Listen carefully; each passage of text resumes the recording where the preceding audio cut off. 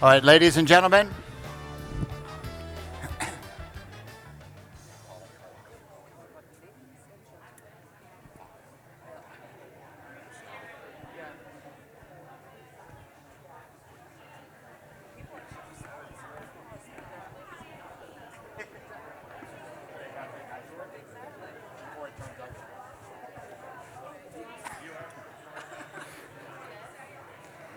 All right, ladies and gentlemen,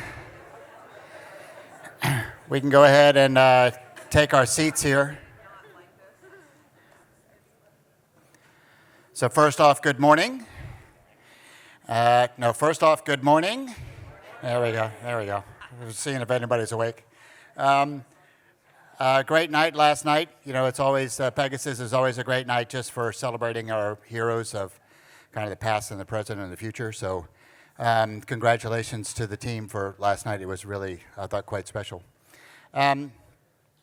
So today is a continuation on. So yesterday we talked a lot about horses. We talked about horse welfare and our programs that we need to go. I would like for everybody to really think, if you can today, and please come up and talk to me about this. How do we go on for some next steps? A lot of you actually from different places said that there are things in your breed or discipline that need addressing, right? That there are things that are out in the public that probably aren't quite acceptable or relevant. And so what's the next step? I would completely believe this is not a top-down thing. This has got to come from within the breeds and disciplines from each one of you. What's that conversation lead to, and then what can we do about it, right? As Marty said last night or yesterday about kind of the time thing, we obviously have to bring everybody around with us, but this conversation got opened up yesterday, and so what are the next steps about that, and how do we go that, which is going to come from you guys. It's all got to come from you guys, I think, and you're going back to your groups and saying, how do we address some of these things? What do we address? Picking kind of the priorities. So we'd like to have the part of that conversation. So yesterday we talked a lot about horses. Today we're going to talk kind of about the people side of the equation. Social media is going to be our first thing. How does it get used? How does it get used against us? How to get used against people as individuals and organizations as a whole, and horses as a particular. I mean, all of these type of things are going to be on the table. And then we go on to really the kind of the passive side of safety. So what I say by passive side is the equipment that we wear, where the new research is, where some of that thought process is, and for all of us to kind of wrap our heads around what's possible, thinking about how the world's changed. I have a story that I went skiing for the first time in about 15 years, a couple of years ago. It's taken me a couple of years to recover from the time that I feel like but I was surprised because I skied quite a lot when I was younger, back in the 1870s when we had these just 2x4 boards. But when we did that, I was really surprised when I went this time. Like, helmets were just about mandatory on the mountain, and I had never even thought about it. That game had changed so much. From that, and you think about bicycles, how bicycle helmets now you go down the road and it's almost mandatory in some ways, and the technology that is that's what we're going to hear about, where some of that technology has changed. So there's so many other sports that has completely changed, right? And you talk about even where football is gone, or soccer is going, or hockey is going, or all of these other sports, and so. Are we behind the times? Or do we get sometimes stuck in our tradition that we're actually unwilling to go into that point, right? Where the rest of the world has changed even in their points, right? When you talk about skiing or riding a bike or whatever. So I think it's a real conversation that we all need to have. And then last thing is that we're going to talk about is just the protection of the people that we have that are our clients and our participants and our exhibitors, and the protection of them in a training environment and in a showing environment as we come down here. So it's a whole nother level of conversation. I hope that I'm hoping that for the same engagement that we had yesterday, which was, I thought, exceptional, personally, the way everybody engaged into it. So we're going to start off with We will have some workshop side of the equation, just to give you a little heads up. What we're going to put a couple thought processes out there we want somebody to talk about. But then when we get into the workshop part, what I would like for everybody to do is, and if you can do it during the day also, is to walk around these flip charts and look at them, because what I want you to do is, in a table, is actually pick your top 3 things, right? What do you think in order are your top 3 things that you want to work on? See where it comes up, and see if there's, well, there's 4 tables that are more worried about this, and there's 2 tables that are worried about this, and see if there's some type of, kind of majority consensus about it. So that's the direction we're going to try to go this afternoon. So if you can wrap your heads around a little bit just what was on yesterday, what's on today, and then we'll talk about later on about picking some priorities so that we can have the next level of conversation, because this is obviously just the start. So the first one is going to be Sarah Hamilton is going to talk about social media. And Vicki, you want to come up and introduce Sarah?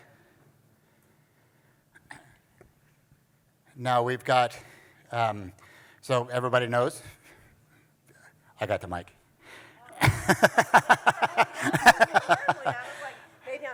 So Vicki obviously runs our whole media, and I don't even know everything about publications and all of the media stuff or like it. But today is a little bit of a special day because it's Vicki's birthday. Oh, thanks, David. Thank you. So pretty much, we're going to lead a happy birthday.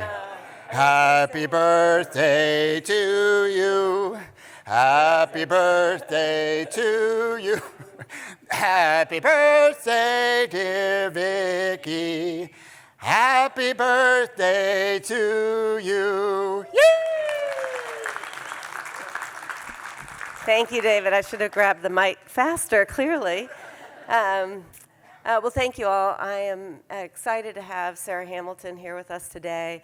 She works for a firm called Kivit, and they are a strategic communications firm and advisory group that helps clients with their toughest challenges.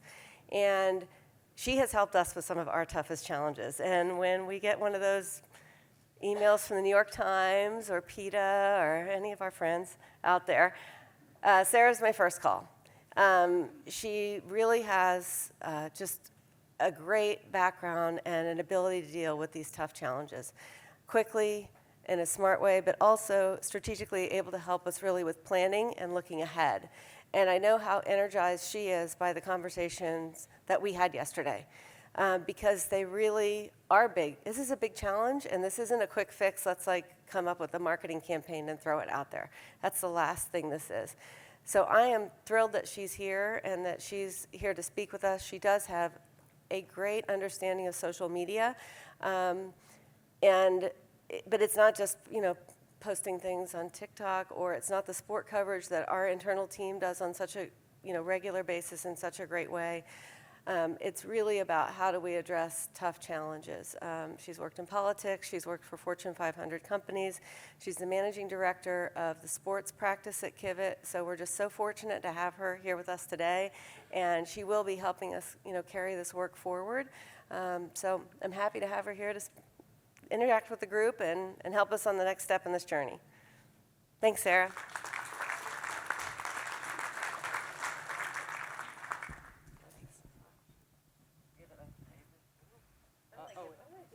Well, no, I think I need it from here. Is she going to speak with us? Yeah, you want it on here. Okay. Yeah, sure. All right.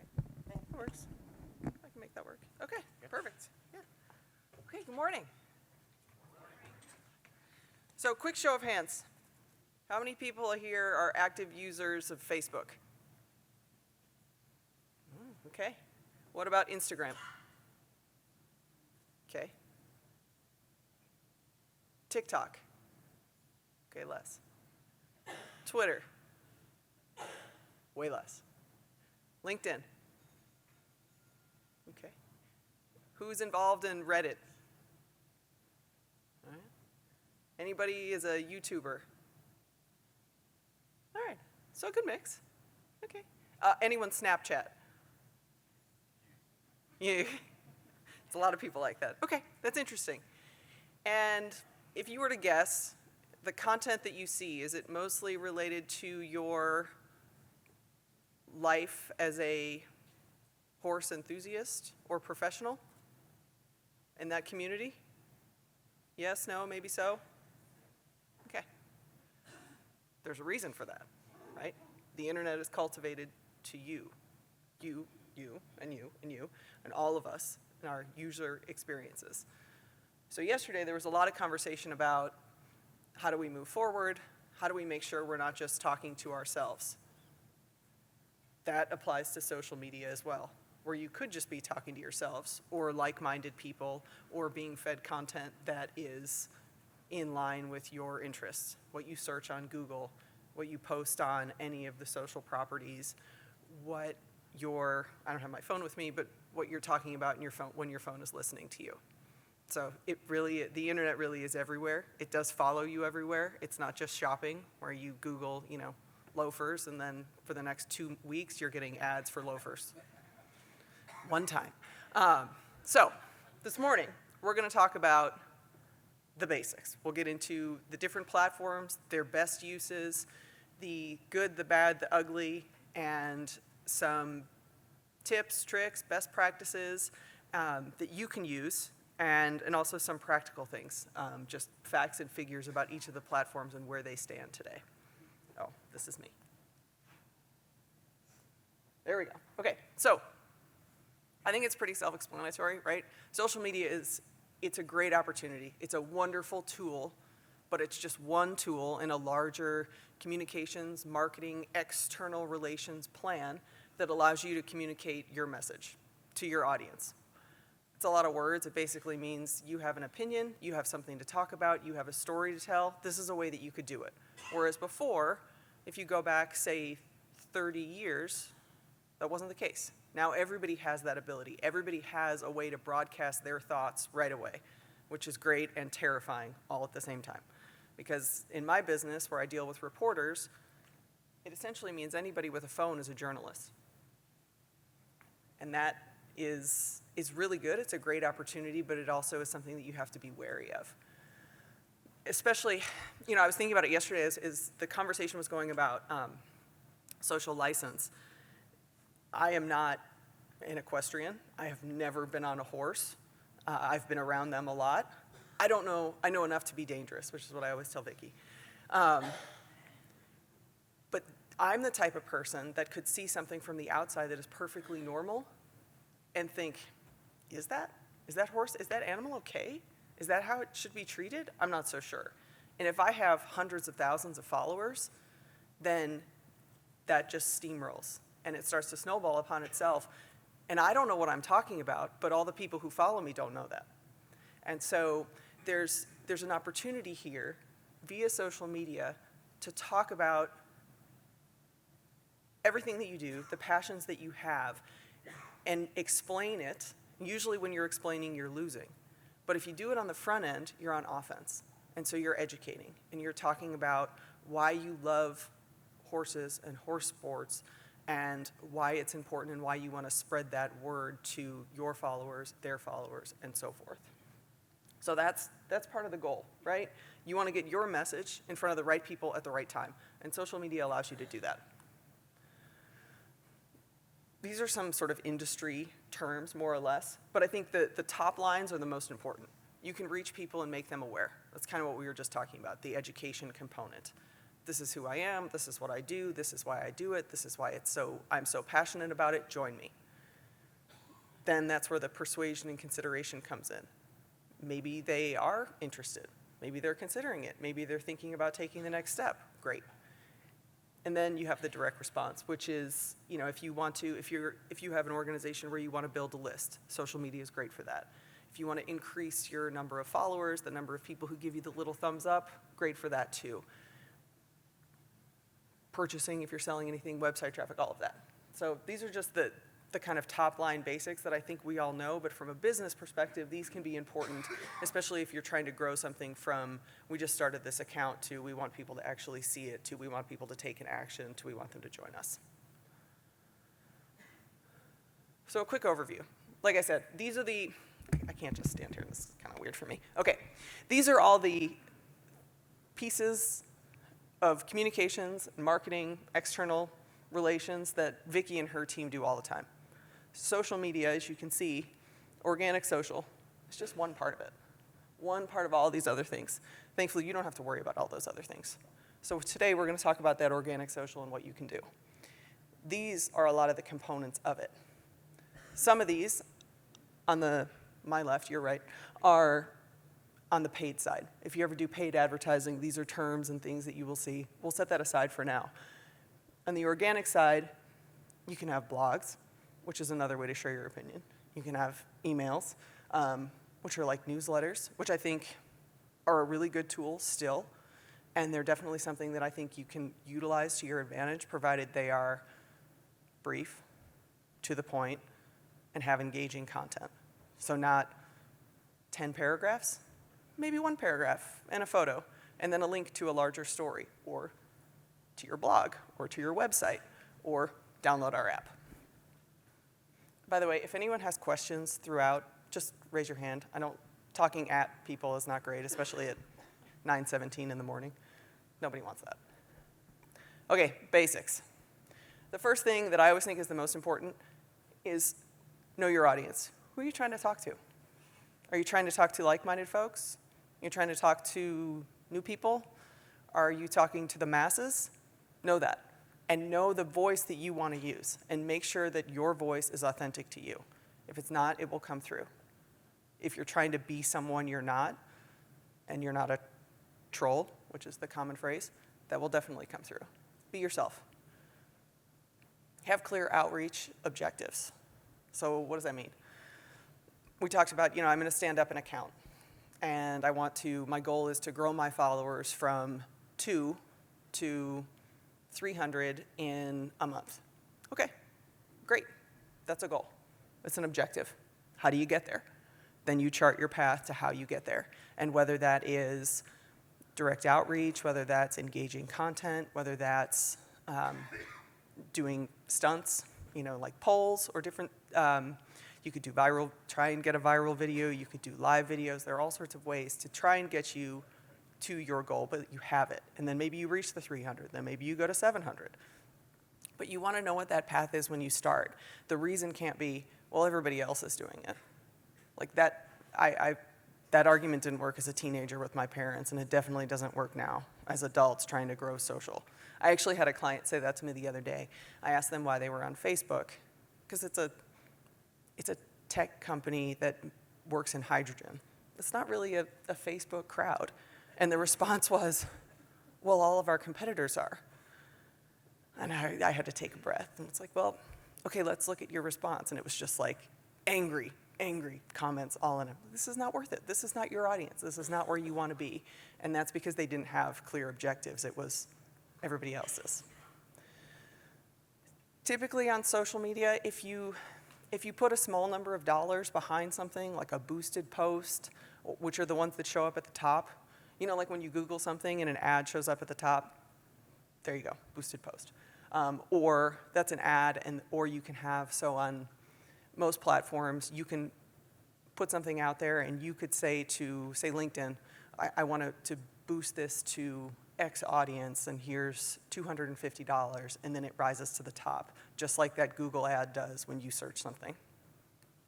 So you can typically spend a small amount of money and have a big impact, but you have to be consistent about doing it. So it's a double-edged sword there. This one goes back to my Facebook example. Decide which tools to use and why. Not every platform is going to be a good fit, and that's okay. You can't be everywhere all at once. You probably shouldn't be. I think, we saw in the show of hands, a lot of people are on a lot of platforms, but I don't know that anybody's hand went up for all of them. And if it did, I would guess you're not hyper active on all of them. And that's one thing with all of these platforms, consistency is key. You have to be consistently posting. You have to be consistently sharing content, sharing a point of view, having a message.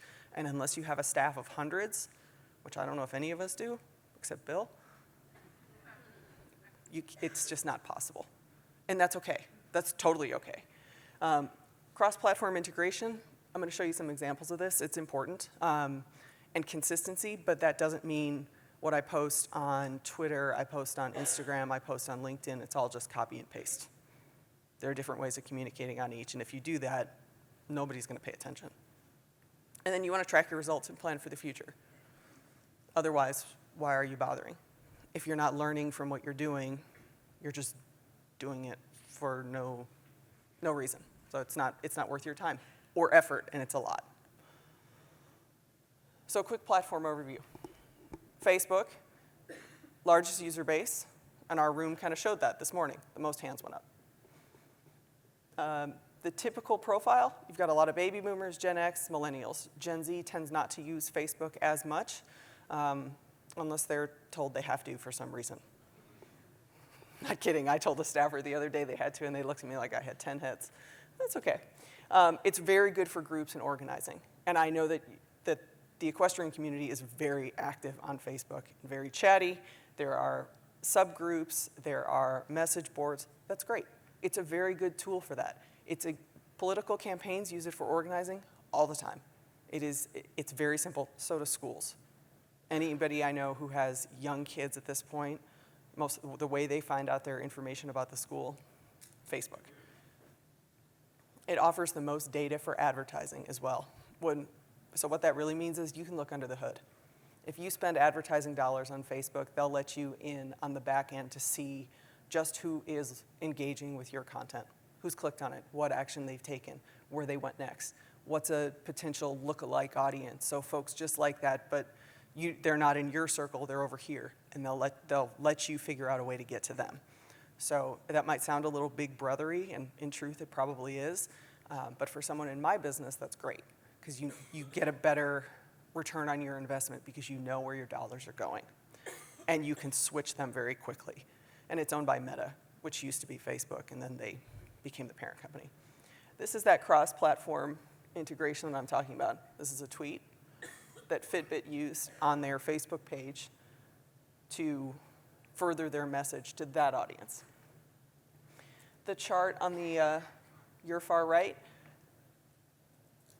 a third of Americans regularly get their news on Facebook. Think about that. It's a lot.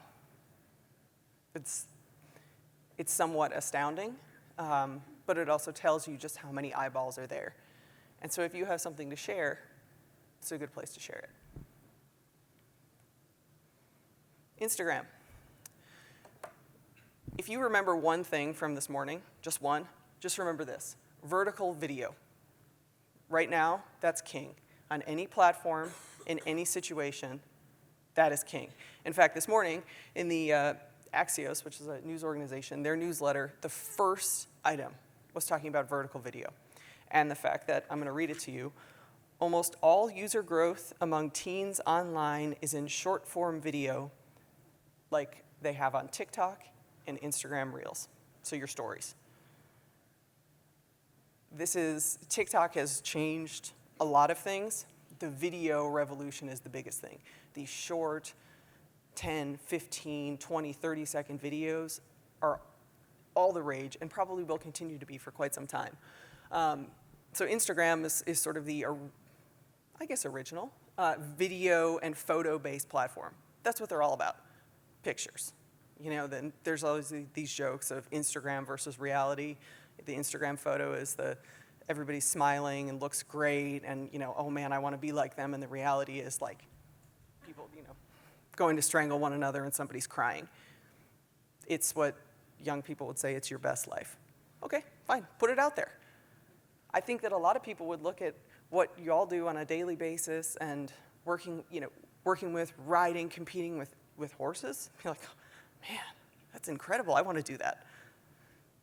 The user profile is typically millennials and Gen Z, with a smattering of everyone else. The best content, photos, videos, memes. Everybody loves memes. I don't know why, but they do. Influencers are very key on Instagram, especially now. Instagram has a ton of ads and a lot of people wanting to sell whatever they're being paid to sell. So just know that. It's also, so the product placement, yeah, you can also use it for education because you can flip through the pictures this way, I guess. And so you could tell a story through a series of photos or infographics or whatever you want, or you can put it actually in your Instagram story. and then you get to the vertical video. It too is owned by Meta. So just know that all the data that you have, that Facebook has, they have it from Instagram too, because it's all just one company. LinkedIn is the professional site. I think probably everyone in this room knows that. There are some folks who use LinkedIn like it's Facebook, and that is a faux pas. Please don't do that. Please. I don't want to see your anything. Family vacation photos on LinkedIn. That's not why we're there. It runs the gambit of age. I have kids that I know in high school who are on LinkedIn because they want an internship or they want a letter of recommendation to go to college. Great, good for them, go-getters. To retirees and everybody in between. The best content there is going to be professional news, thought leadership, so that's fancy for saying opinion. You know, what do you think about something? There's something in the news. You want to write about it. You want to share your thoughts. You read an interesting article and you want to share that with the world on LinkedIn and what you think about it and why you think it's important. Great. Oh, and job seekers and people looking for jobs. On the side, you see there are a couple corporate examples, and then, well, all three are corporate examples, but one is a founder. And I should say that all of these have examples of positive posts, right? Things that are kind of the bread and butter posts for their platform. These sorts of things perform really well. They're not really controversial, unless you don't like the pumpkin craze at Starbucks. Reddit. There were some hands that went up when I mentioned Reddit. A lot of people consider it the original internet, right? It's a community-based forum where if you have a question or you have a theory or an opinion or you want to talk about something, that is the place for you. It's not about video. It's not about photos, although it can be. Memes work. But for the most part, it's a conversation where users or the community can vote up or down on whether they like it or not, and then it moves up and down the chain. It's kind of fascinating. The user base is broad, and pretty much anybody who's interested in talking. So you can definitely go down a rabbit hole with Reddit. Snapchat, we had a few hands in kind of some of this. That's right. Snapchat's user base is a younger audience that is not growing. It was a hot thing for a while, probably. I worked in politics, so I think in cycles. So like 4 election cycles ago, so like 8 years, 10 years. And it's kind of stagnated since then. It was intended to be the self-destructing platform. You know, I post this and then it's gone the next day. The rule of thumb, if you put something on the internet, it is never really gone. I don't care what they say, somebody has it. So you can't unsay it, you can't unpost it, so just know. But again, the best content, here we are again, vertical photos and videos. And here it is, the current king, TikTok. It is all the rage. It's, you know, the guy who made the video on a truck to Dreams by Fleetwood Mac drinking ocean spray juice. Why is that a thing? But it was a thing. TikTok rose to prominence during the pandemic. During the height of the pandemic, people started doing those dances. Does anybody remember that? So that was kind of the beginning of its rapid ascent. And now you can find anything there. How to fix your plumbing. How to make beef bourguignon. More dancing still, singing, comedy, whatever you want. Or whatever you feel like sharing, which is another thing, and I think that's a totally separate conversation about just a lot of oversharing. It's here. It's in all of these things, but here too. And it's heavily influencer driven. If you are a actual famous person or a paid to be famous person, it's another place for you. Instagram, TikTok, heavy on influencers. If you have something that you're wanting to really put out there and you need somebody to boost it for you, and you have, spare change, I say that jokingly because influencers are expensive, which is another head scratcher. It's a place for you. And Twitter. Twitter is, in my world, ubiquitous, right? I came from politics. I work in daily news. That's where a lot of people in my peer group spend their time.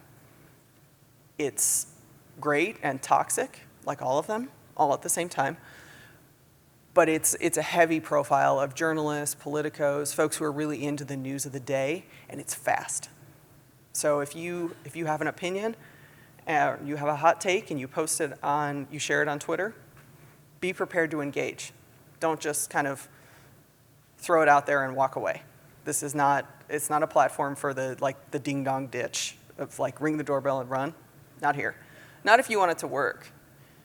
You have to be engaged. You have to engage in the back and forth and the replies, and the constant. Like, so you say something about this story, and then you do the back and forth with anybody who engages with the post. Well, if there's another story that's similar, you have to engage with that one too. So it is a little bit time consuming. You want to be short. Obviously, you only have 280 characters, and you want to be kind of pithy. You know, there's a lot of just drivel. If you want to be successful, you need to stand out. There's another one on the news, where people get their news. Twitter's also it's a very high one, which makes sense, right? It's a newsy platform, or it has morphed into being that. And here are some examples of Twitter posts that are just fine.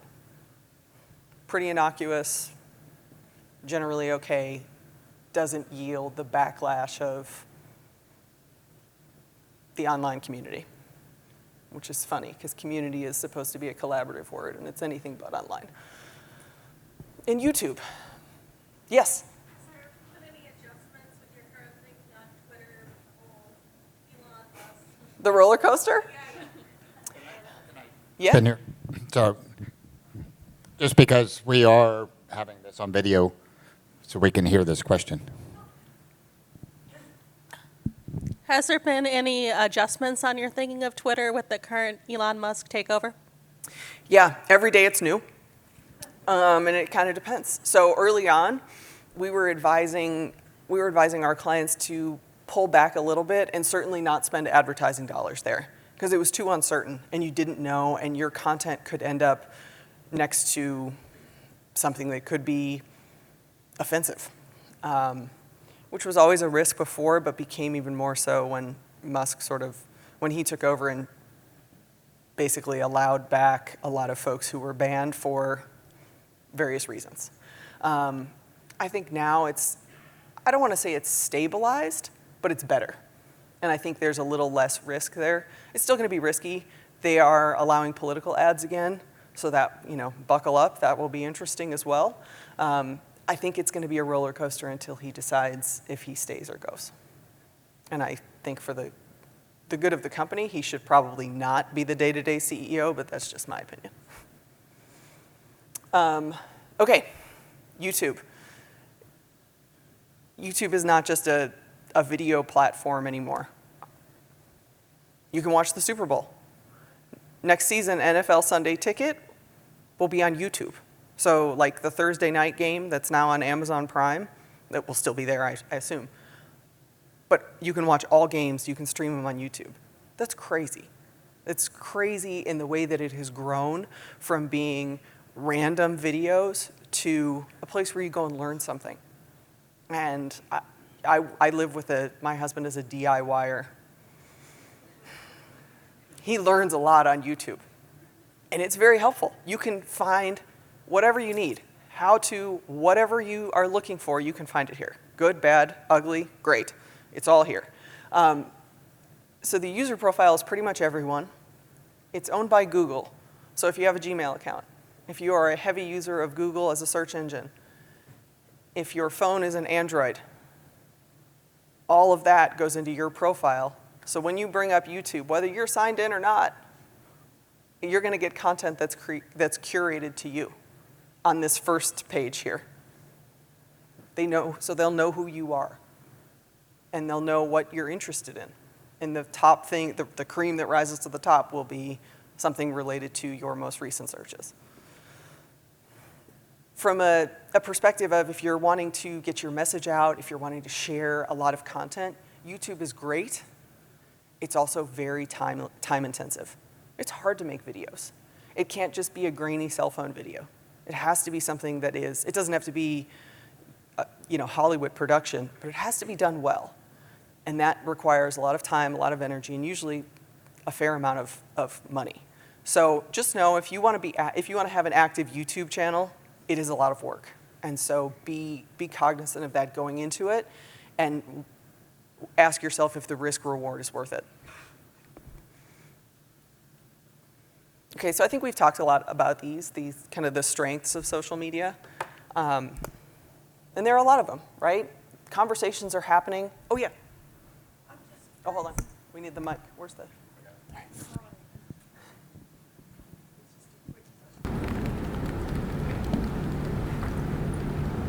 I'm just curious if on YouTube the videos are also vertical, because I noticed those are looking horizontal and we're shooting horizontal. That's a great question. Yeah. Most of the time horizontal, because people tend to be watching on their computer, especially on the how-to. It can't be both, which is because if you're watching on your phone, it can go either way, right? But I think you have more viewing plane on horizontal, and if you're doing something that's a little bit more technical, it's a better way to do it. That's a great question. Okay, so the strengths. Conversations are already happening, right? I think that I was thinking about this last night, all of these social media platforms are just a way for people to share their opinion when we didn't have that before, right? You could write a letter to the editor or submit an op-ed to the paper, and that was it. 30 or 40 years ago, that was the way that you have your opinion out there, or you'd go to your local watering hole and share it with the bartender. Now, anybody can sign up for any of these platforms with your real name or not and start sharing your opinion. Whether anybody's listening, who knows? Yes, if you're taking all the steps and kind of doing the work on the back end to increase your followers and boost your content, and you're following the rules of engagement. And what I mean by that is you're posting content that's engaging, it's authentic, it's consistent. Or you could just be typing away. So all these conversations are happening, and you can join them midstream. You can start one. You can come in at the end and be the hero. That's the closer. You come in, you put the period at the end of the sentence, and start a new one. It's a really great opportunity. It's also easy to do low-level engagement, to kind of swoop in, share your opinion, leave, come back in, come back out. And for an individual, that's fine. That would be me on Twitter. Once in a blue moon, I will tweet something. Other than that, I just kind of look. And I think a lot of people are like that. Your followers and your users become broadcasters of your message. And what I mean by that is they take what you say and they run with it. And what everyone in this room has, which is really great, is you have a built-in community, right? There's all of you, but then there are hundreds of thousands of other people who are all already within your community. And they're all very chatty, at least from what I see on Chronicle of Horse and on Facebook, different chats. That's great. That's great. Use it. Use it to your advantage. There was one comment, though, yesterday at one of the tables as we were going through. It was one of those numbers, I can't remember which, where someone said, let's work together and not against one another. That's key. And especially with broadcasting your message. You want to all be on the same page, or at least relatively close. Because otherwise, people on the outside, me, I'm going to look at the person who's throwing flames versus the people who are all in alignment. So you're all in alignment, or you have one message that you're saying that's, with tweaks here and there, it's much stronger, especially if you're trying to make a case about social license and animal welfare. And then you can reach people who aren't part of your network. So people like me, or people like my colleagues, and folks who are interested and want to learn more, you can reach them, you can get to them. But with the good comes the bad, right? So there are always weaknesses and there are always limitations. There's not as much room. like 280 characters, 30 seconds for a video, even 2 minutes for a video, which is too long. There's always going to be limitations to what you can say, which is why on that slide with the circle, there are all sorts of other components of the communications plan and of external relations and of marketing, because this is just one piece of a larger puzzle. Social media has a very short lifespan. It is 100% what have you done for me lately? Because the minute you hit send, somebody else has already sent 8 other things. And then not even 4 seconds, and in 1 second, hundreds of thousands of other people, millions of people are sending you things. So you are a very, very small fish in a very, very massive pond. And so it's quick, and then it's over. Your reach is limited. We talked about that a little bit already. I don't need to recover that. It's not always great for lead generation, which is a nice way of saying if you have something to sell or something that you want to invite someone in. It's sometimes hard to do that, or direct conversations. You can have a conversation in direct messages, but after a while, it's what's your phone number or what's your email. It kind of gets boring. Like I don't want to message someone consistently in Facebook or on Instagram DMs or Twitter. After a while, I want to actually talk to you and make sure you're real. And then this one. I know this is obvious, but some people forget. Everything is very, very public. Everything. You can't take it back. Even if you go back and delete it, it's still there. If you want to go and see old internet, the Wayback Machine, everything lives there. It never goes away, which is why my spidey senses tingle on Snapchat. Like I don't think it self-destructs. I'm going to come back to these. Okay. So why is it so scary? Right? This all sounded kind of good, right? You think, okay, good, way to grow community, build followers, share your message, talk about things that are exciting to me. Well, okay, putting politics aside, I just chose a tweet from the sitting president. I don't know if everyone can see it, so I'll read it. I'm building back an economy with better jobs and better pay, one that includes good-paying jobs that don't require a 4-year degree in communities that are too often forgotten. Seems sort of innocuous. Jobs, strong economy. Within seconds, the replies. You belong in jail. Yep. Got to make it easier for all the illegals you are bringing in. Did a 2-year-old write this? Welcome to Twitter. This is par for the course. This is nice. It was actually very difficult for me to find examples of replies for all of the ones you're going to see that didn't contain expletives. It's very easy. Someone's sitting at home, they're behind a screen, they're behind their phone. I don't know if those are their real names. It doesn't matter. This is going to be my reply. Be angry about it. There's a lot of that. So what do you do? If you were on the other end, let's see a show of hands, who would engage? Who would reply? Good. Okay, why? Tell me why. Oh, no, Matt. No. I don't think you're getting away with this one, even though you're sitting by the camera. Yeah. Because I would read it in the moment and be pissed off, and I wouldn't talk to my wife first.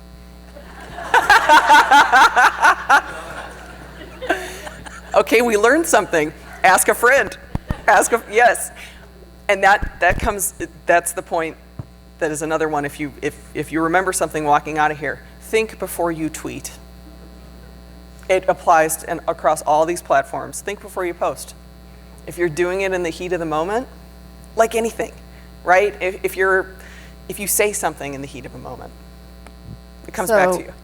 Hi, my question is, if you're President Biden, do you ignore? Do you respond? Not obviously in a negative way, or do you just carry on? What's the way to handle it from the side of the poster? Sure, yeah. So the good thing is for him, he probably doesn't even know because he doesn't run his Twitter account. I'm going on a limb to say that. Most people with the blue check mark tend not to run their own Twitter accounts. Great, good for them.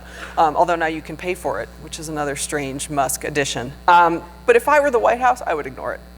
Well, there's no point. There's no point in engaging because it's just going to be those things, but worse.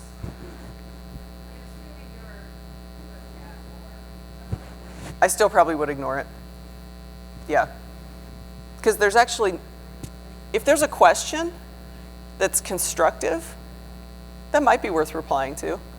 But you have to take it on a case-by-case basis because for the most part, it's the people who engage or the folks who engage in this manner, they're not looking to have a conversation. They're just looking to be mean. Yeah. With our staff, too, I often say to them, was there a real question in their response, and was it a constructive question? Right. That's absolutely right. Because if not, some people use social media to vent.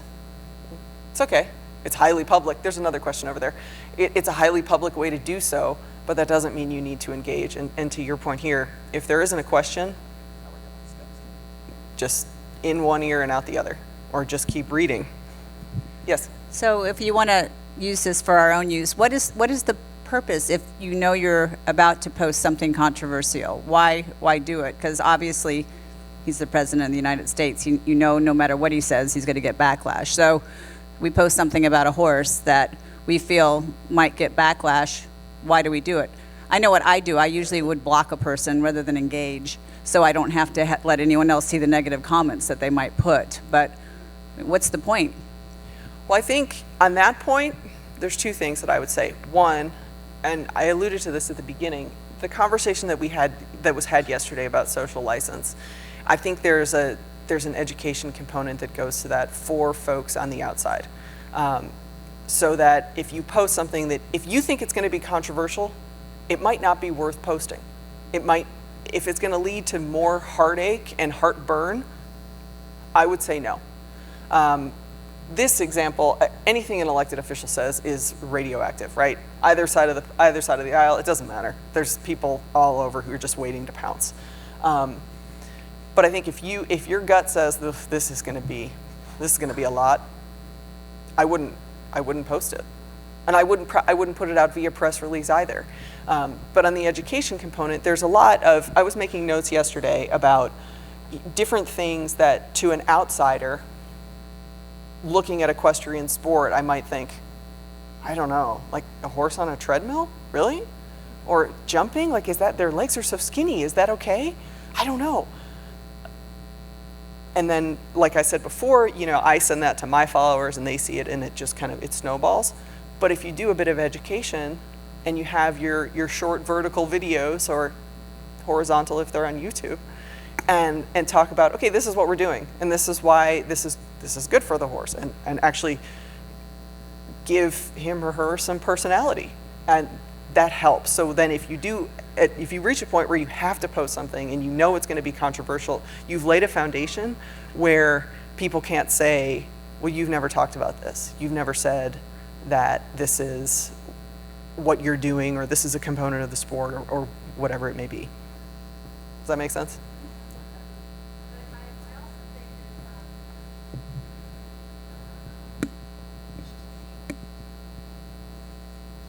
I also, as my mother used to say when my kids were being particularly bad, it's better to be looked over than overlooked.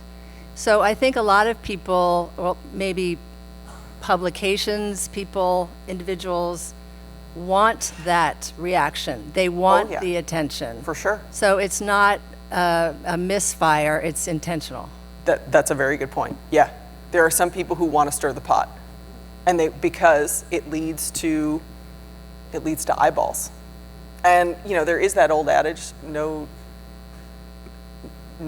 what is it? No news is bad news or something. No PR, I don't know, whatever that is. No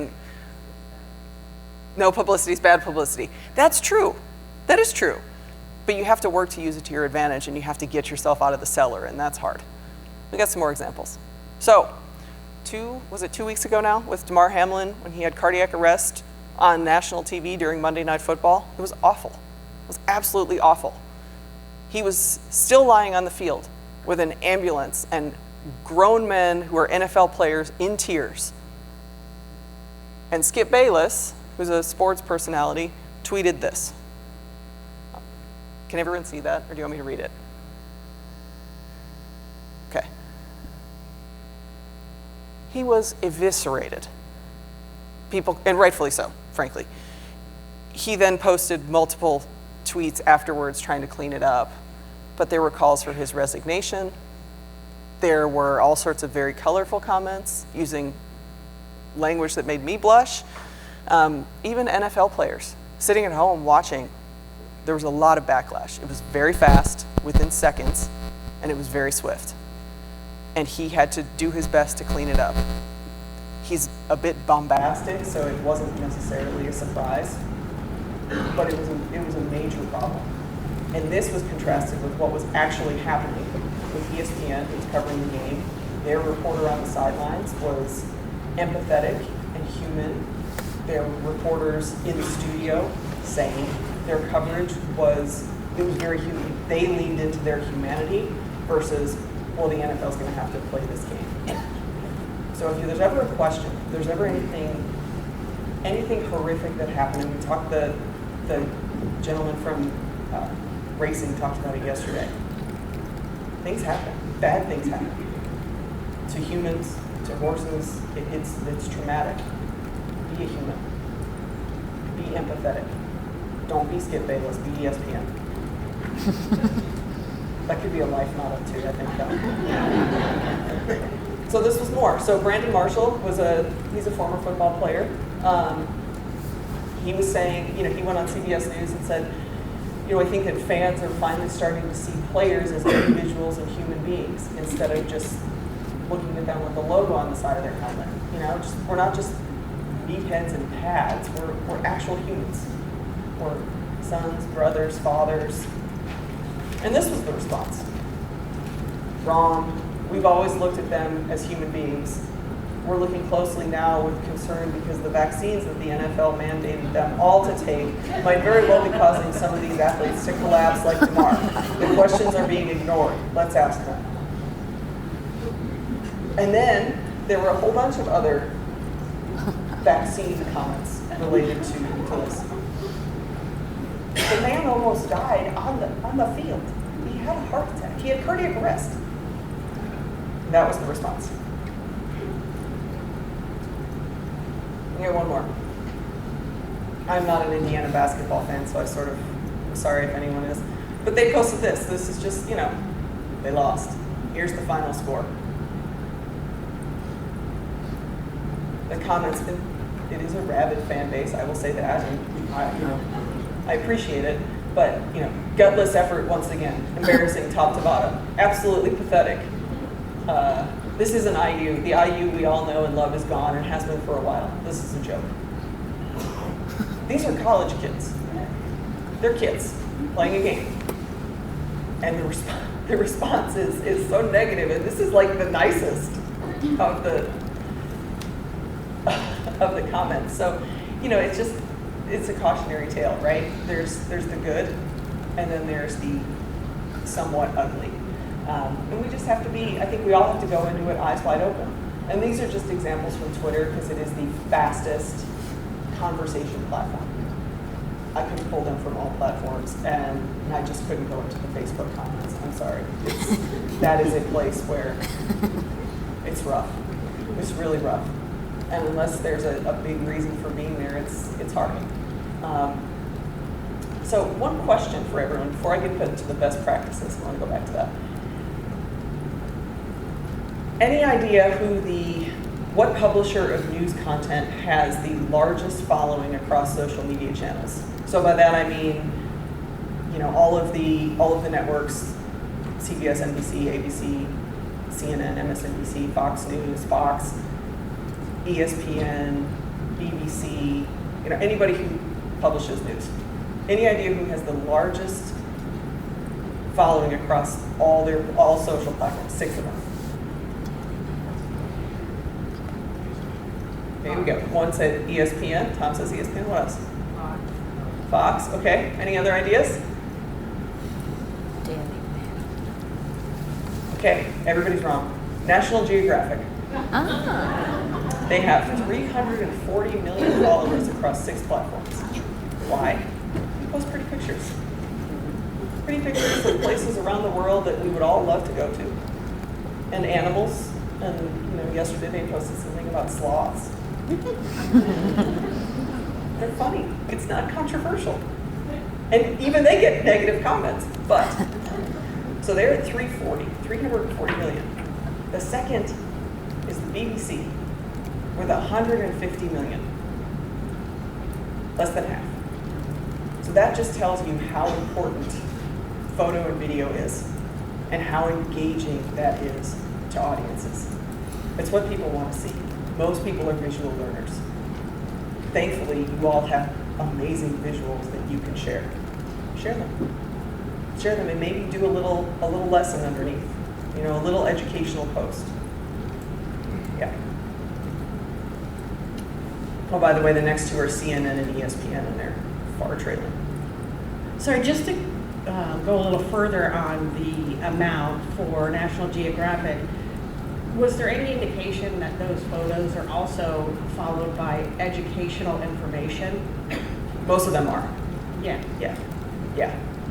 Which is a great point. Yeah, they'll give you where it is, they'll give you what it is, they'll give you the photographer's name, and then they'll tell you why you should care and why it matters.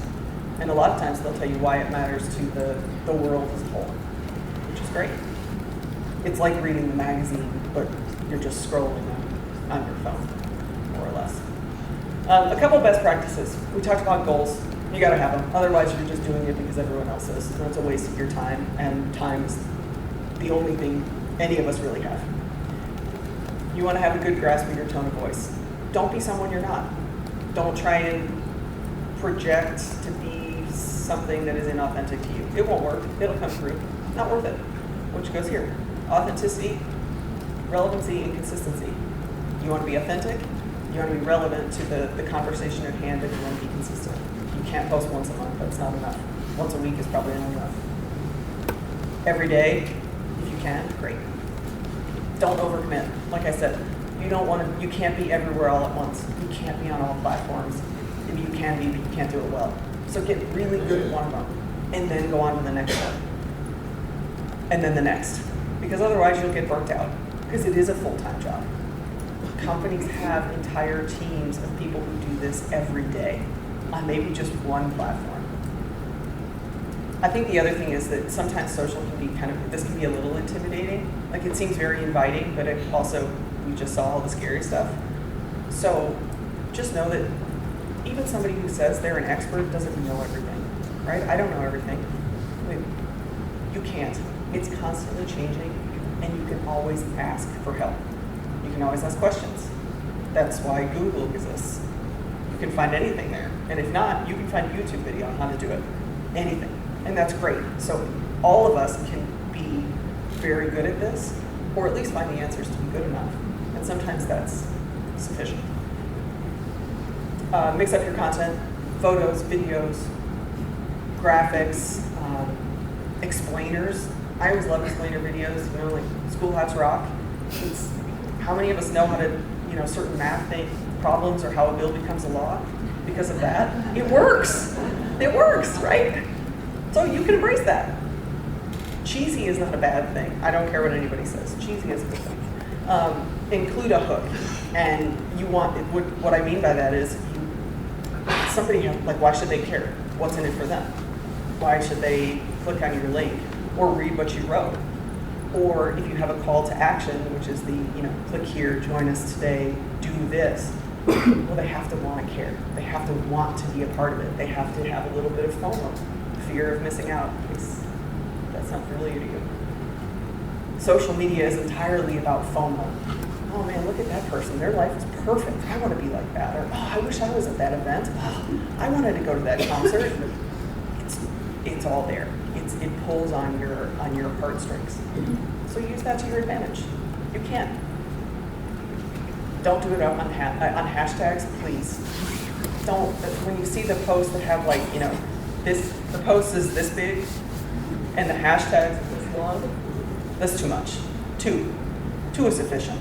If you can't decide on between, 50 and 2, 0. Sense of community, we talked about this a little bit, y'all have a community. That's great. Build it more. Invite others in. I'm always a big fan of having a bigger tent, and you have more people in. That way, when something goes wrong, when something is difficult or catastrophic, you have a community there who already knows you. You're not going to try and make your case to strangers. And then, the FOMO part, I'll just come back to it. The internet really is, the social media really is predicated on that. It was made to be addictive, and it was made to make you feel like you're missing out on something. And man, I want to be doing that. So, life advice, try not to get addicted to it. It's not good. It's not healthy, because it's not real life. None of this is real. They're not real life. It's the image that you want to project. So make sure that the image you're projecting is one that you're really proud of, one that your parents would be proud of, one that you can look in the mirror at the end of the day and be like, I did that.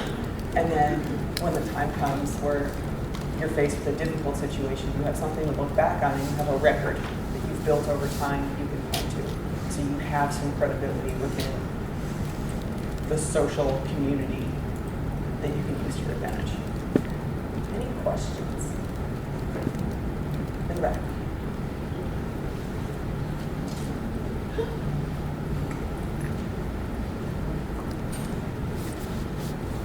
So I'm sorry, Kimberly McMillan, Horse Illustrated Magazine. On the subject of TikTok, how do you advise your clients on the current, the ownership, the China ownership, the negative? I ran across a teacher who said that it was the bane of their existence because of these challenge posts that are on there and that type of thing. So in general, how do you advise your clients about TikTok usage and whether or not it's a good idea? I know it's all the rage, but how do you balance that? Yeah, that's a great question. So I think two parts. One, the first thing I would ask is, do you have an audience on TikTok? Like, does it make sense for you to be there? If you're not trying to reach people who use the platform, it's probably not worth your time. Now, the ownership, that's sticky. That is a very sticky question, and my advice is if you're willing to take that risk, then go forth and dance. If you're wary about it, then don't. Yep. As an association, on Facebook, I find that sharing funny things always gets more engagement than my association-related informational or educational posts. But do those funny posts that I put up and it engages people, does that lead to more people seeing my more productive posts? Yes. Yes. It's the old news conundrum. You have to report on crime, but you're always looking for the water skiing squirrel. Everybody likes the water skiing squirrel. Most people don't want to go to math class, but they know they have to be able to add and subtract and multiply and divide. So I think, yeah, the short answer to your question is yes. My question to you would be, how do you share your educational posts? Like, are they text heavy, or do you incorporate more visuals? Yeah, then you're doing it right. So you blew my mind with the 2 hashtags. The whole point of social media is promotion and to gain new followers so that we can get our product or horse or whatever in front of them. And I always thought that hashtags were a link for other people to see our stuff. Is that not true, or? They are, but to me, when I see someone who posts 10, 20, 50 hashtags, I think they just couldn't decide. Like, what do you want to be? So I would say choose the ones that matter most to you. And if you're, so as an example, I worked on something a couple months ago where there were a lot of partners involved. And someone posted using a hashtag for all of them. It was on LinkedIn, which then went back to all of the professional pages. It was kind of dizzying to see, but it worked. So I think there are exceptions to the rule, but for the most part, yeah, I just think decide and pick the two that are most relevant. And then the next time, use two others. So, actually, I have two questions. So, on the hashtag, name, Jackie McFarland, Exel. The first question's on hashtags, again, because the advice from some professionals that I've worked with on social media is hashtag, hashtag, hashtag. And I have constantly studied the effect of them, or like, how many people actually follow the hashtags. Do you know that that is a thing? In other words, you talked about all the platforms, but hashtags, is it something that really is effective when it comes to people following a hashtag and actually seeing what happens? Like Horses of Instagram as an example. What's the effectivity potential of something like that, especially in our goal of social license, et cetera? So I think the effect is the person who posts think, ooh, I'm now part of that community. My horse is now on Horses of Instagram. How many of you who are on Instagram go and click on that hashtag and look at the content on a regular basis? So it's that sense of community. It's the FOMO. It's the FOMO and the sense of urgency and like, I'm going to include that one and it'll be great. And you feel great when you're doing it. And sometimes that's half the battle, but it's pretty rare that somebody goes and they click on that hashtag and engage with all the content. LinkedIn is slightly different because it goes back to the professional page. So if you're curious, if it's a company, so if you're curious about that, but still I wouldn't use a message. I would just use 2, maybe 3. What's your second question? Second question is more about when you are, even though you have community but you started a new account for a particular, let's say, event, or maybe it goes beyond the event, but nonetheless, how do you continue to, I know consistency is important, but how do you really grow it? Like you made an example earlier on about go from 2 followers to 300 or something of that nature within a month. What's the reality of that goal? Is it consistent posting and, ads on a consistent basis? You said, is there a quick answer for that? Yeah, it's kind of the kitchen sink answer. Obviously, ads help, right? Promoting, doing digital ads, promoting whatever it is that your profile is speaking to. Sure, that'll help. But being relevant and joining in other conversations, and then people reading whatever you're writing or posting, and I'm interested, I'm going to go follow that person.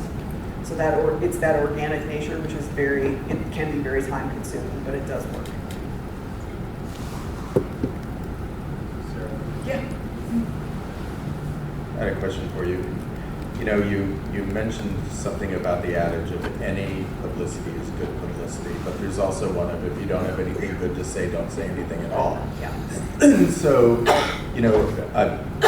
this is tying directly to some of what was talked yesterday about telling the right story. A lot of comments yesterday were made about being positive about our sport, and there's a combination of things that I'm hearing here about that takeaways from your presentation about what's the best practices for an individual if they're trying to promote themselves or promote their products or this. But I'm curious, we as a federation receive a lot of complaints about people's behavior on social media. I mean, we're inundated with them. So-and-so wrote something mean about me. What are you going to do about it? No kidding. Unbelievable. And anybody, Rob, any of the people that, Kevin, anybody that's here that deals with an organization, you get it all day long, all night long, because they come overnight, the emails. You need to do something about this. And it's for me, the tie and to it is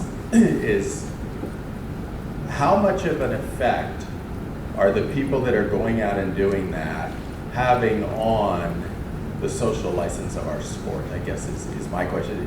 It kind of seems obvious to me, but if you talked about a community of people that believe what they see and what they read, and don't authenticate a person's actual experience or expertise in something, but the online meanness between people.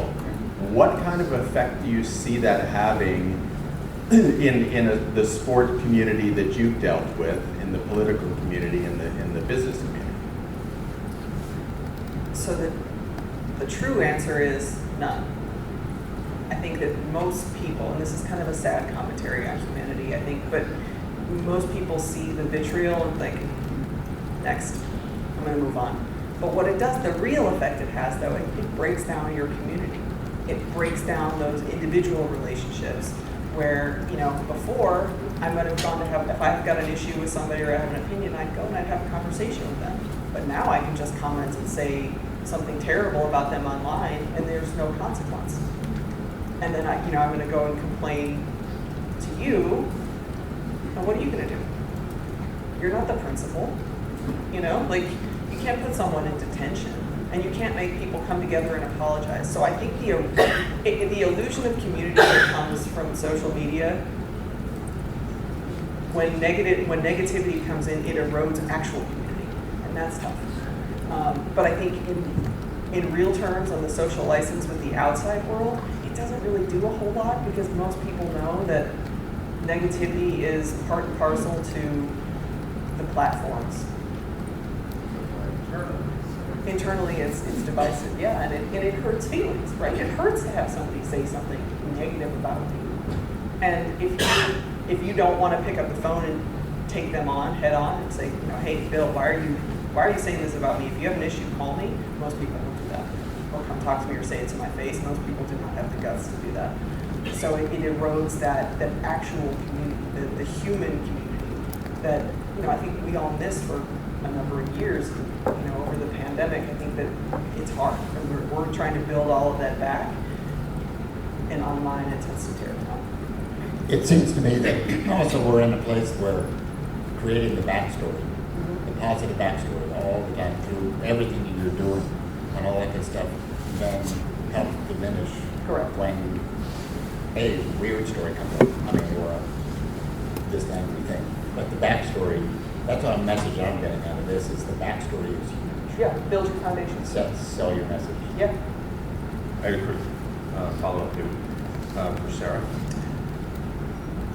So in your experience, in your company's work with all these different organizations, political, sports, and whatnot, I'm just curious. I don't know if there's any data to support it or whatnot, but, and it's important to understand that what equestrians do to each other on social media hurts us internally, less so to the outside world. That's good to hear. It's bad to hear that we do this to each other. But do you have a sense for a sport or an organization? I don't know, I'm trying to figure out the measure of meanness. I don't know how you measure that, if it's even important to measure, but do you sense that it's, because I think when we talk about social license and the train coming down the track, are we far ahead of it, or is this past us that we'll never be able to get everyone back in the room together? And some of the comments yesterday, like we need to be nice to each other. So if we're going to address those things, I think it'd be interesting to know where that meanness scale is versus other sports and or other organizations or politics. Do you have a sense of that? And I have a follow-up to that. I don't have a sense of it based on data, but I have a sense of it based on my own experience, which would be you're not nearly, it's not nearly as the meanness level. The scale would be politics, anything related to any cultural issue that is relatively controversial, sports teams, where you can get the backlash against college kids playing basketball, and, you know, horrible comments and yelling and expletives, and then sort of everyone else, and so I think you're in a better position than most. Thank you. That's good to hear. I know it doesn't feel that way from the inside, though, and that's another thing that's really important to know. Like, there was talk yesterday about, are we talking to ourselves? Are we in our own bubble? Yeah, we all are. Right. In our own lives all the time. That's why it's important to break outside and talk to other people and get a sense of, is it really that bad? Or is it really this good? The answer is almost always no to both of them. What's your second one? So at the margin, it's probably better to put our efforts towards the outside, since fixing the inside isn't as bad as we think it is necessarily. Yeah, but it could, the corrosive effect of personalized, like individual attacks online, that's bad. All right, so my second point though was, and I think I see this as an opportunity, but I just wanted to correct what you were saying. So you said the top 4 worldwide content providers across 6 internet platforms are National Geographic, BBC, CNN. And I think of those 3 as international. Yep. But the good news, in my opinion, was the 4th one was ESPN, Yep. which I think of as more of US-centric. So to me, the #1 US provider of content worldwide, so probably in the US it's obviously #1, is sports. And to me, I see that as a great opportunity as we think about our sport growth or connecting with more people outside of the people in this room and whatnot. If we can latch on more to that, I think there's a place for us because people already like the sports. They already like animals, and it's the #1 thing that they're watching in the United States. So I just want to confirm that this seems like we're positioned to be able to, if we do the right things and get on the right track, we can actually take advantage of that. Absolutely. And people do love sports. It's an escape, right? It's an escape from all the rest of things in life that get you down. So yeah, there's a massive opportunity there. There were some other questions. I think, yeah, we'll grab this down, and there's just 2 or 3 more questions, and then we'll kind of wrap up the next thing. Yeah, Ari, you want to go? Yes, good morning. Yesterday, our table was talking about, pushing a family narrative. We are a very, very small community, the equestrian community. We wouldn't even fill a football stadium, all of us, right?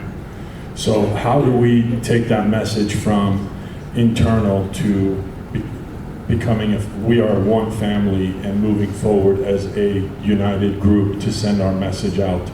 How do we move our vision from where it is to what it should be, which is growing this sport in our lifetime? Because it's not moving fast enough to grow.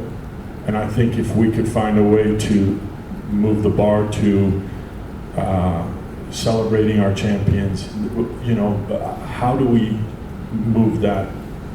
Because I think that's the best way to get rid of all the negative is you can fight with your brother, but if someone else says a word to my brother, we're going to have issues, right? So horse people, if I run into somebody that I don't really associate with, but we're outside and they're horse people, you're automatically drawn to them because that's our love.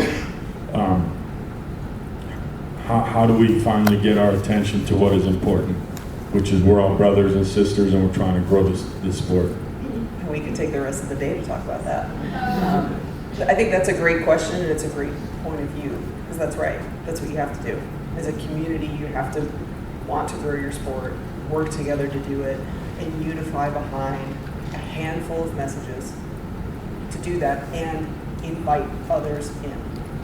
And finding what those are, what those gathering points are, that's key. And thinking of ways that outsiders would be drawn to equestrian sport, whether even if it's just because they have a question. And then how to, once they're there, okay, wait, we got it, they're engaged, then having ways for them to continue to be engaged with the sport. So it's identifying those things and then going after them. For all the personal Rob Burke, U.S. Eventing Association, for all the personal angst that I've had over social media posts and responses, what's completely relevant to me to yesterday is, and gets me excited about this, is the power of the platform. I mean, one Snoop Dogg, Kevin Hart comment on a reel posted, I think that was a Federation post, wasn't it? It just was amazing. It blew up, and it's so positive and so good for the sport. And so as far as promoting a brand, promoting the horse, the bond, I think there's so much power there. One thing that, but then on the negative side of things, that's where the question comes in. Our counterparts in Britain, British Eventing, they actually developed a really aggressive social media position whereby if they had someone who was bullying, even on their own, not on British Eventing social media platforms, but if they were posting negative commentary, British Eventing actually said, we can ban you as members of this association. And so we've had our members saying to us, why aren't you moving that direction? And my comment is usually, well, we're in America, so, but I don't know. I mean, is that something we should literally be looking at? Is that going to be in our benefit if they are members? Yeah, so I think it's two things, right? As a private organization, you can do that. Rules around social media are different in Europe and the UK than they are here. And they're more stringent about bullying, which, in my opinion, just one person, I think that's great. You would have to, as an organization, you'd have to make a decision if it's worth it. And because you play it out, right? You do that and you say, okay, we're taking away your membership, and then, then the people come for you to say, oh, you canceled this person, what about this? And it probably wouldn't get to that, but you have to play through those scenarios to know, are you willing to, is that something you're willing to take? And if the answer is yes, do it. You know, a lot of it is, it's the principle of it, and if you want to do that. One other thing too to remember is that if there is content that violates the platform rules, that person or individual can be reported and the platform can remove them. So there's always that option, so you're not in the middle of the crosshairs. But it's a great point. Very similar point to what Rob was talking about. I'm Diney Swanson from the Western Dressage Association of America. My question was, if something does get out of control on our association Facebook page, when is it okay for us to just, and not ban somebody, not pull a membership, but when is it okay to just hit the delete button and get rid of it? I mean, is that okay for us to do? It's our page. Yeah, I think that if it goes in a direction that is negative, hurtful, bullying, or borderline just, this is completely out of line, as the moderator, you can shut it down. And you see that on news sites a lot. If you ever want to really be pained, you go into the comment section on any major newspaper and look. A lot of times you will see, this has been, or The Athletic. The Athletic is great at this. This has been flagged by the moderator, and the content is being reviewed and it's removed. So I think that if it crosses a line, I think you're well within bounds. Great. Why don't we start to close up? Matt, you got one, and then Sonia, and then we'll go on to the next. Sorry, Matt Brown. This thought isn't completely fleshed out, but I just wanted to put it out there that, a lot of the examples of corporations or sports teams, especially the sports teams, they have huge fan bases. And the equestrian community is worldwide, is a small community. And it feels like we're at a point with animal welfare in general, but especially horse welfare, that equestrianism is sort of on a precipice.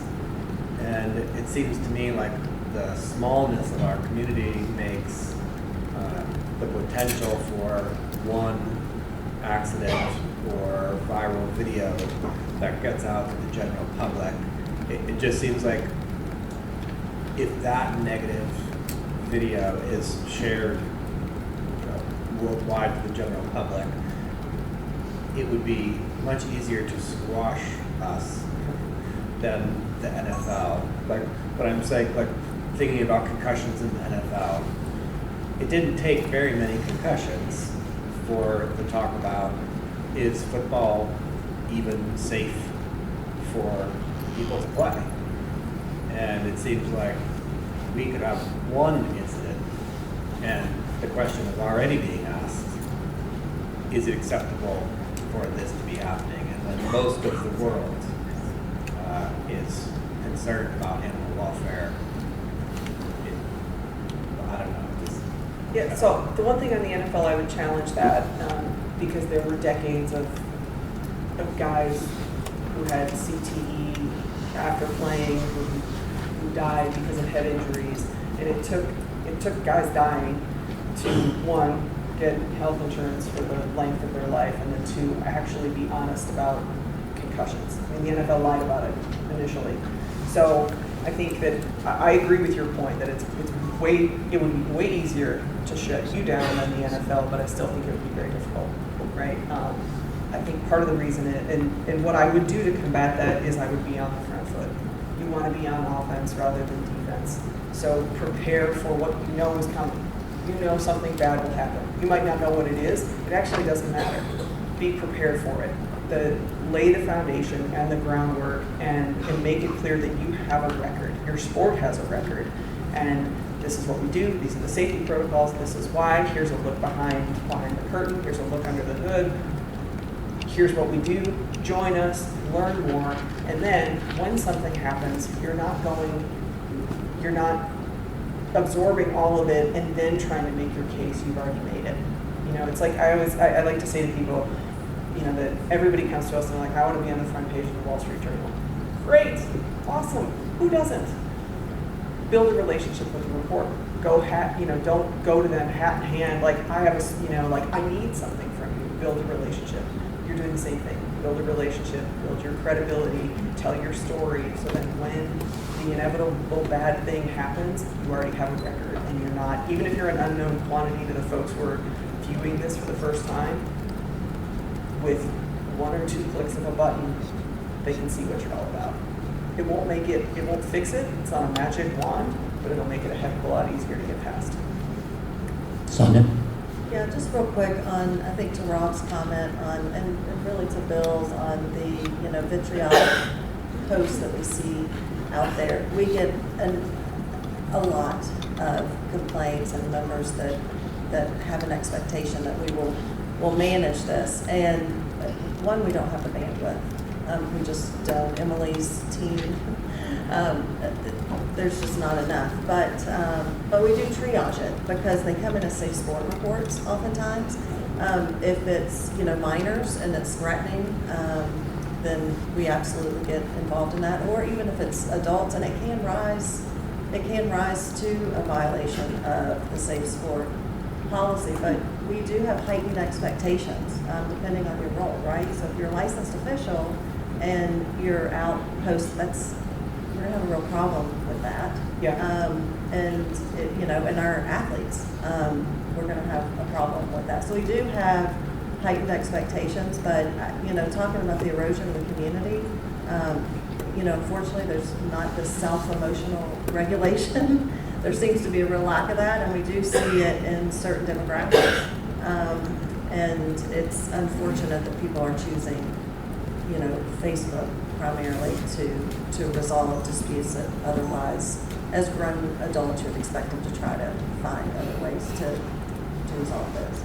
Yeah, it's hard, and it's not unique. It's not unique to the equestrian community. It happens everywhere, and my advice is always to say to that person or persons who are doing that, maybe read it back to them. Is this something that you're proud of?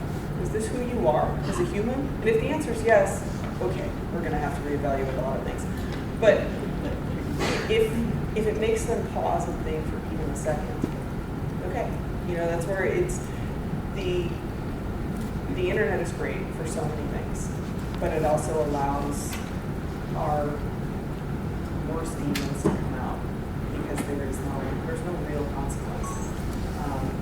But I always like to say, my first job, I worked for a former president, and the first day you get that business card, it's really exciting, right? I'm like 21, it was cool, and someone said to me, don't give those out to every Tom, Dick, and Harry. And if you do, make sure that you're acting in a way that is representative, not just of you and your parents and your family that raised you, but of this office that you now work for and this person that you work for. And that stuck with me, and that's true. And I think that if I would encourage everyone on their social media to do that same thing. Like, it's not just you, it's this entire room of people, because you're all part of the same community. And when in doubt, think like, would my mother be proud of this? And if the answer is no, or if there's any inkling in your gut, like, should I post this? No. And if somebody is, another part of community is self-policing in a way, to the Ali's point of, someone we might argue, but then if someone from the outside comes in and says something to my brother, then we're on the same side. You police your community as well. If there's somebody who is just toxic, maybe pull aside and talk to them and say, hey, what is going on? This isn't good. This isn't good for any of us, but really it's bad for you. You look like a mean human. sometimes it works, sometimes it doesn't, but at least you're doing that legwork to take the not real life to the real life and hopefully making that person think before they post. So I'll be around with, I know that we're at time, so I will be around if anybody has any questions. I'll be here all day. Thank you. Thank you, Sarah.